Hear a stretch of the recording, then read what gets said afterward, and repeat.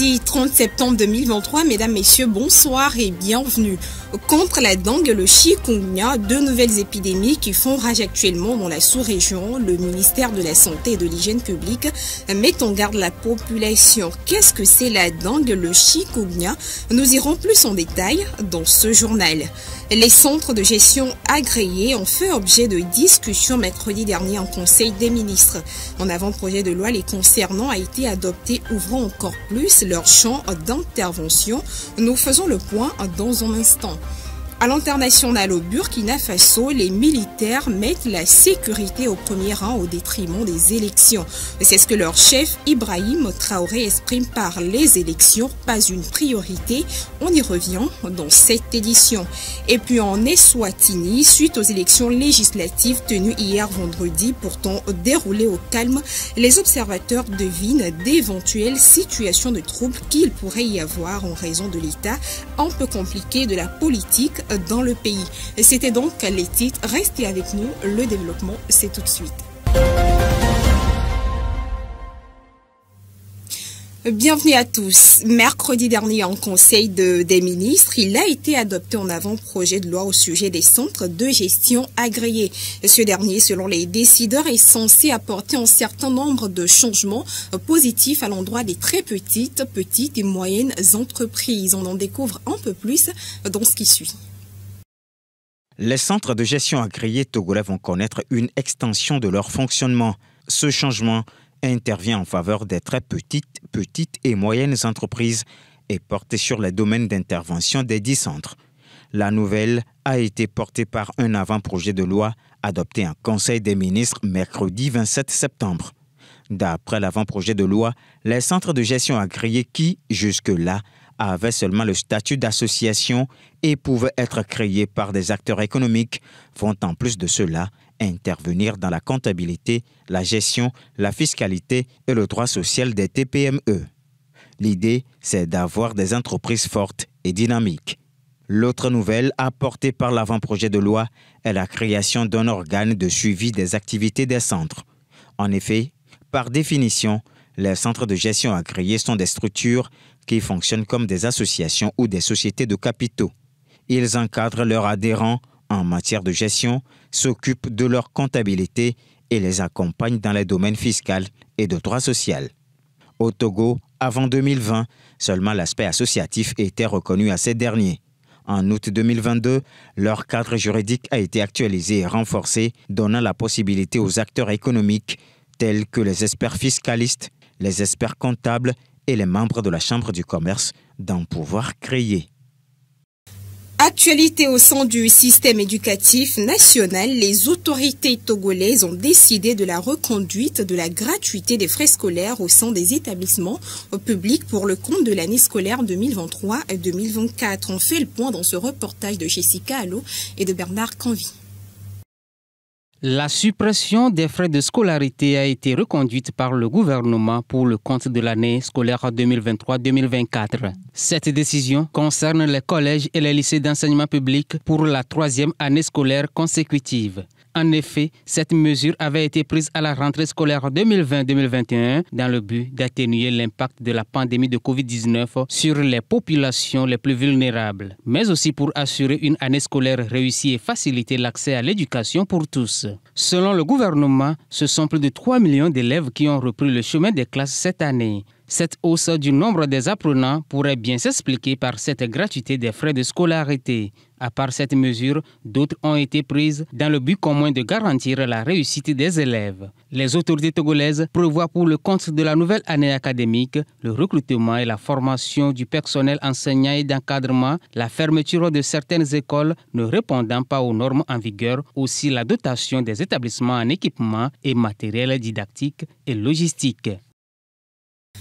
Les enfants sont les premières victimes de la stagnation des progrès en matière de la réduction de la pauvreté dans le monde. C'est ce qui ressort du nouveau rapport de la Banque mondiale et de l'UNICEF sur la pauvreté. Dans le rapport, il est également indiqué que le continent africain compte le plus grand nombre d'enfants pauvres. Alors que le taux de pauvreté de l'ensemble de la population mondiale reste quasi stable depuis des décennies, les enfants en sont les victimes Autrement dit, des millions d'enfants dans le monde vivent toujours dans une extrême pauvreté. En effet, selon un récent rapport de la Banque mondiale et de l'UNICEF, les enfants sont les premières victimes de la stagnation des progrès en matière de réduction de la pauvreté dans le monde. Cela sonne comme une alerte d'une situation concernant des millions d'enfants en détresse à travers le monde. Une alerte qui établit que 333 millions d'entre eux, soit un enfant sur 6, vit dans l'extrême pauvreté. D'après le rapport, l'Afrique subsaharienne compte la plus grande proportion d'enfants. De 54,8% en 2013, elle a connu l'augmentation la plus importante, passant à 71,1% en 2022. Selon l'UNICEF, cette hausse est due à une croissance démographique rapide, à des mesures limitées en matière de protection sociale et aux problèmes planétaires générés par la pandémie de la COVID-19, sans oublier les conflits et les catastrophes climatiques. Sur ce, il est important que les gouvernants accordent une attention constante aux enfants vivant dans cette situation d'extrême pauvreté en étendant la couverture en matière de protection sociale, surtout aux familles vivant en milieu rural. Sujet santé, le ministère de la Santé et de l'Hygiène publique met en garde l'ensemble de la population contre deux nouvelles épidémies qui sévissent dans la sous-région. Il s'agit de la dengue et du chikungunya. On voit les dispositions prises par le ministère de tutelle par rapport à la situation dans ce reportage Claire Gagnon, Cyril Lawson.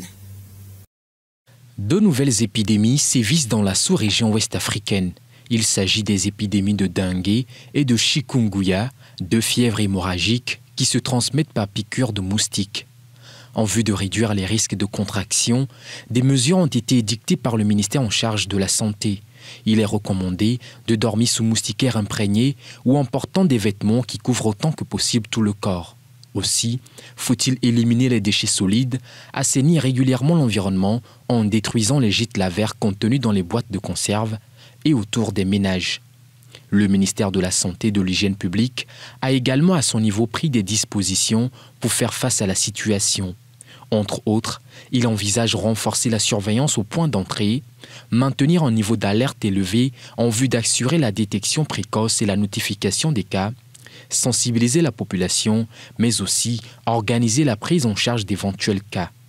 Fièvre, nausées, faiblesse intense, éruptions cutanées, céphalées et autres qui peuvent s'accompagner ou non de saignements avec des complications graves sont les manifestations de ces maladies, bien que ces signes soient non spécifiques. Pour l'heure, aucun cas n'a encore été détecté au Togo. Cependant, un appel est lancé à la population. Elle est censée se rendre dans le centre de santé le plus proche devant tout cas suspect pour permettre une prise en charge anticipée. Nous restons dans le registre sanitaire pour parler cette fois-ci d'un cancer, celui de la vulve. Bien que le taux de prévalence de cette maladie reste particulièrement faible dans le pays, elle nécessite une attention particulière. Une étude lui a été d'ailleurs consacrée. Le compte rendu dans ce reportage de Jessica Rallo. Le cancer de la vulve est une infection rare qui concerne moins de 5% des cancers féminins, soit 1000 femmes par an dans le monde. C'est une tumeur qui prend le plus souvent essence sur les petites lèvres ou la face interne de la grande lèvre vaginale. D'après une étude publiée par le BMC Women's Health, des chercheurs togolais ont effectué une étude transversale des cas du cancer vulvaire. Une étude visant à comprendre ses aspects épidémiologiques et histopathologiques au Togo, ainsi que les facteurs associés. Dans la majorité des cas, le cancer de la vulve lié à une infection par le papillomavirus humain étant la plus répandue.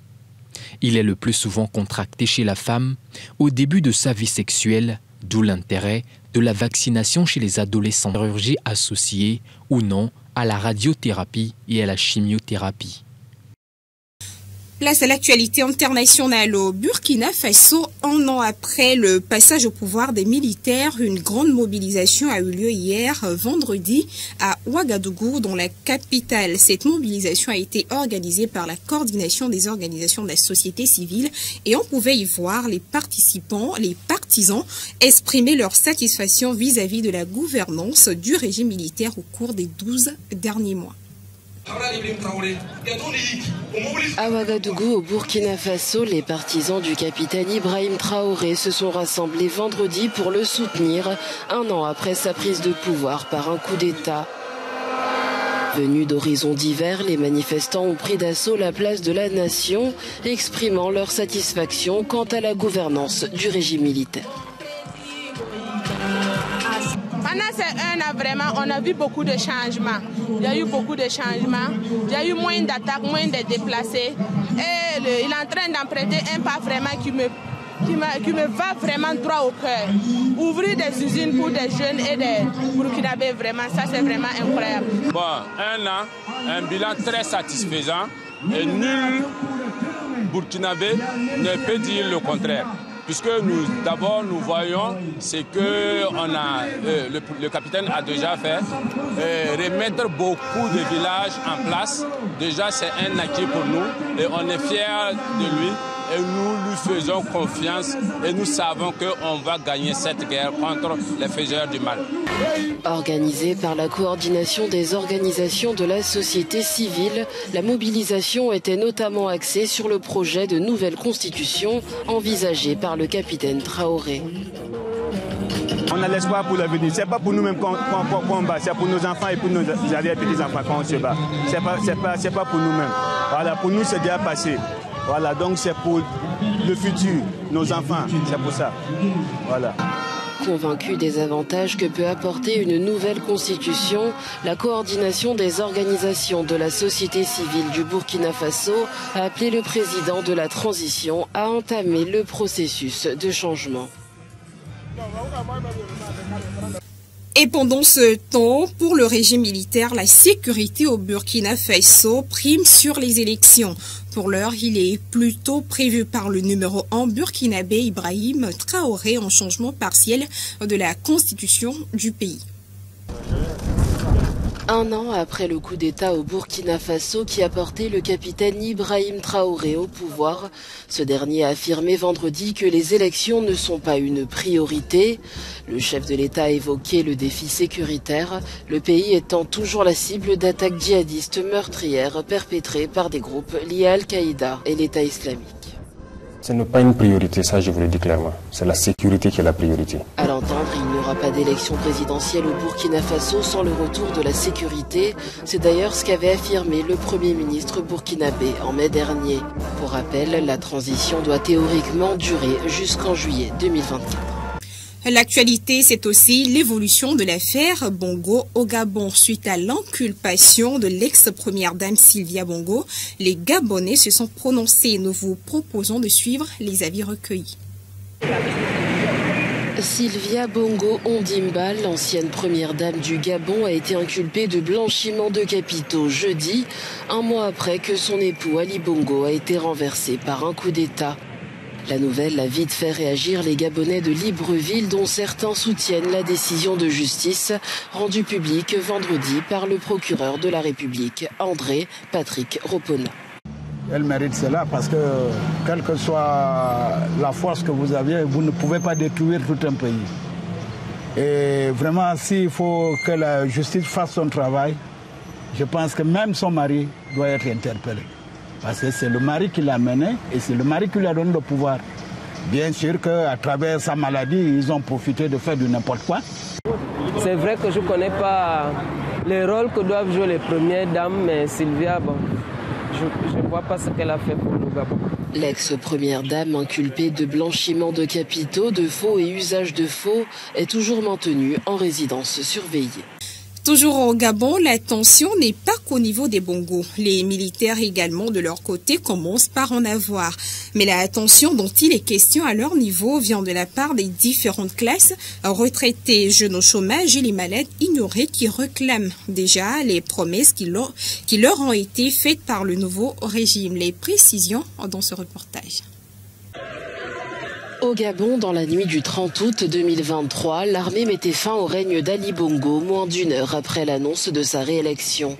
1 mois après, le général et président de la transition, Brice Oligui Nguema, reste adulé par la majorité de la population, reconnaissante d'avoir été libéré des Bongo. Néanmoins, certains reconnaissent que les défis politiques et socio-économiques restent immenses. Pendant son discours, il avait parlé d'eau, que tous les Gabonais doivent avoir de l'eau, doivent être alimentés.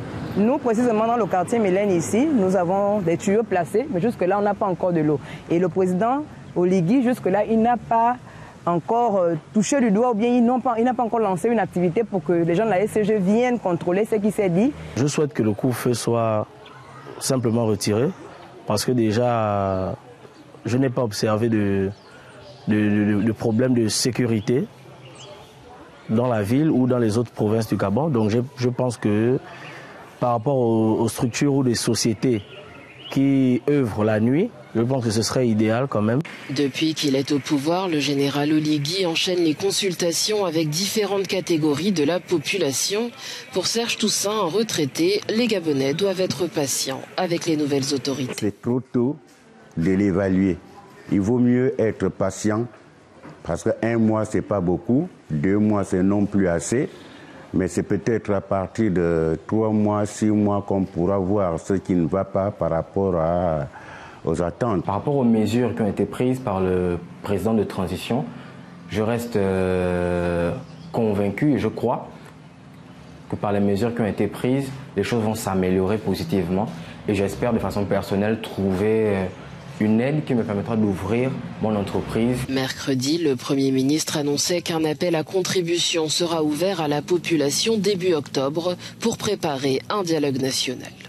Et puis, dernière information pour clore cette édition. Ce vendredi, les Swazis, habitants de l'Eswatini, étaient aux urnes pour choisir leurs députés. Ces élections, selon les rapports disponibles, se sont passées dans le calme. Toutefois, ce fait ne garantit pas une absence de troubles dans les jours à venir, vu l'état de la liberté d'expression qui est déplorable dans le royaume.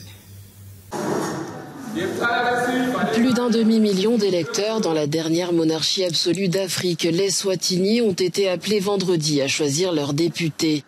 Parmi les postulants à l'un des 59 sièges en jeu, seule une poignée de candidats défendent un agenda pro-démocratie, soutenu par le mouvement de libération du Swaziland, la première formation d'opposition du royaume.